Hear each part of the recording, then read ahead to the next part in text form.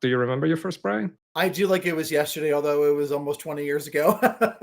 Wow, tell me I about it. do, a long time, and I haven't celebrated every year just for personal reasons because of that, like internalized homophobia, in which we talked about in the past, Mhm. um, being ashamed of who I am or who I was in the past, and it's certainly an evolution. So my first Pride was scary to come to terms and speak with myself about actually coming out. I had I imagine, yes. just come out of the closet, and I went and I busted that damn door down at the time. But then Kick I it crept off, back yes. in. Hey, everybody has their own way of dealing with, with who you are and your identities, Yeah. but it's totally fine. So it was scary for me, Christian, to be honest, and I'm sure it was for those listening or in the replay, and even people now. I mean, it's okay to celebrate Pride. I think we should start off by saying this. However, you feel the most comfortable. Absolutely. If that's donating to an organization, if that's sharing things on social media, writing in your journal or diary, or just doing it in the privacy of your own home or neighborhood, that's okay. Watch a special Absolutely fine. movie, play a song that makes you feel super special and queer, Exactly. whatever helps you feel good about who you are.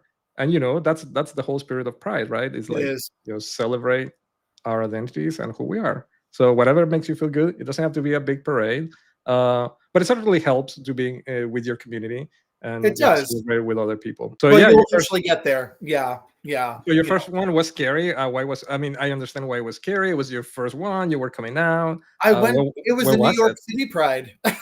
Holy moly! So that's It what? was How the many big people? one. Thousands of people. Thousands. I don't even remember. The crowd side was huge. And I this is what at know. the time, not to date myself, but it is what it is. And at the time when the original Queer Eye for the Straight Guy cast was huge back in like I don't know if everybody knows that the Netflix show is not the original Queer Eye, right? It's like that. Do people know that anymore? I mean, I yes, because it was called Queer Eye for the Straight Guy back it in the was day. it was like a cult following. It was a big Yeah, deal. it's It was great. I fun. love that show. Yes.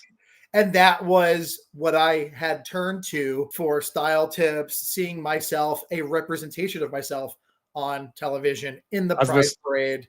as the Uh, straight guy. yeah, just because all these different personas, and bringing it back to who Mm. I am now as a marketing maven, a marketing professional, I was drawn to the different personas and different lifestyles that these gay men, were portraying on television within pop culture. So that Yeah. was very important to me. And there were, uh, and this is a PC term, by the way. This is what they're called. There were dykes on bikes, and I'm Bikes not and saying that bikes. in a derogatory manner because they were fabulous, and I do love We love lesbians. them. We love them.